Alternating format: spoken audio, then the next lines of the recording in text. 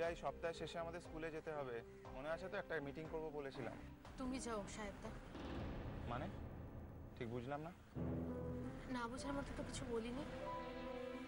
আমি কাজটা ভালোবেসে করি, আমি তো কোনো কমিটিতে নেই। তোকে তো অনেকবার বলেছিলাম কমিটিতে থাকতে, তুই নিজেই থাকতে চাসনি। সাহেবদা, এই কাজটা আমি ভালোবেসেই করব, তোমার জন্য করব। আমার কোনো পজিশনের দরকার নেই, আর আমি নিজেও একটা স্কুলে চাকরি করি। যেন এই তথ্যটা আমার জানা ছিল না।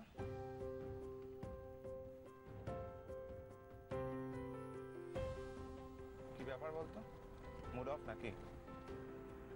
আমার মুড নিয়ে অত কেয়ার করো না সাহেবদা, আমি অত ইম্পর্টেন্ট পার্সন নই। ওকে, আমি তোকে রাস্তাতেই নামিয়ে দিচ্ছি, আর ভেতরে যাচ্ছি না। ঠিক আছে।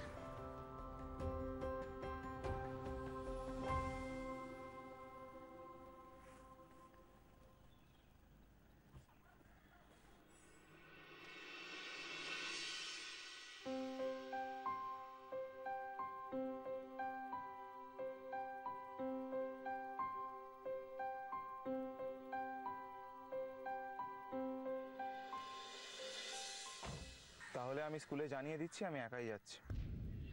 সাহেবদা, কি? আমার তোমার সাথে কিছু কথা ছিল। বলে ফেল।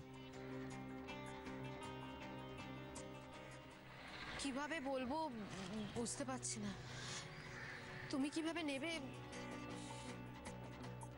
বুঝতে যখন পারছিস না, বলবি কি করে? বুঝতে পারলে বলিস। আমি এগোচ্ছি, আমার লেট হয়ে যাচ্ছে। সাহেবদা, আজ পর্যন্ত আমি তোমার কাছ থেকে কোনো কথা গোপন করিনি, আজও করব না।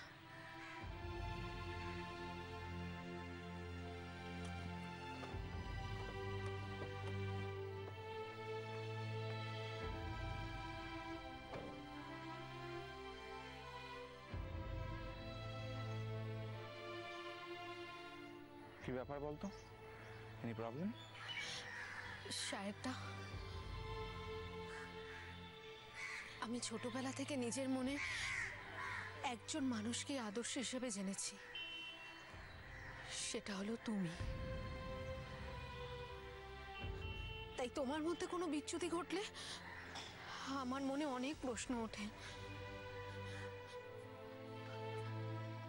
আমার মনে অস্থির হচ্ছে সাহেবদা। তাই দেখ, আমি তো কখনো দাবি করিনি আমি অতিমানব। আমি একজন অত্যন্ত সাধারণ দোষে গুণে মানুষ।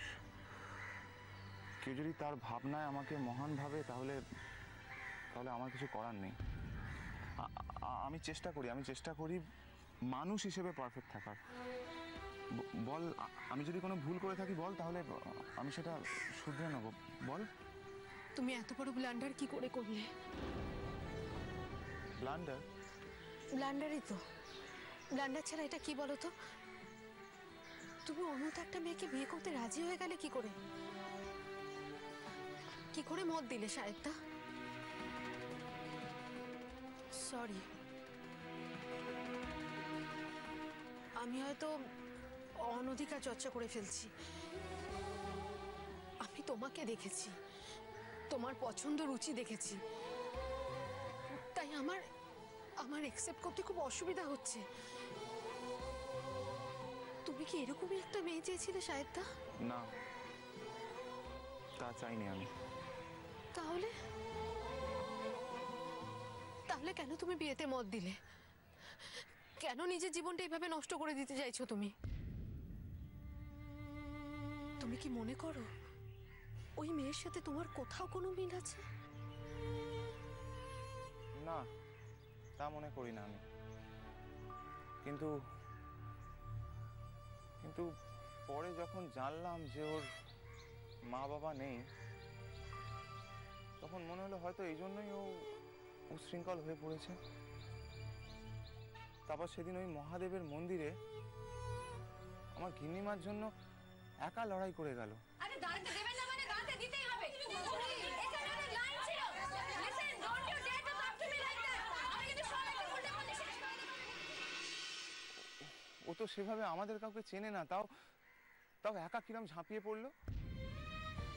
তারপর আমার দাদাদের সাথে কিভাবে মিশে গিয়েছিল, এসব দেখি আমার আমার মনে হয় ওর ভেতরেও একটা একটা ভালো মন লুকিয়ে আছে। একটু শাসন, একটু ভালোবাসা, একটু শৃঙ্খলা ওকে একটা অন্য মানুষ করে দিতে পারে। তাছাড়া হয়তো ওর দাদু ওকে একটু বেশি প্যাম্পার করেছে।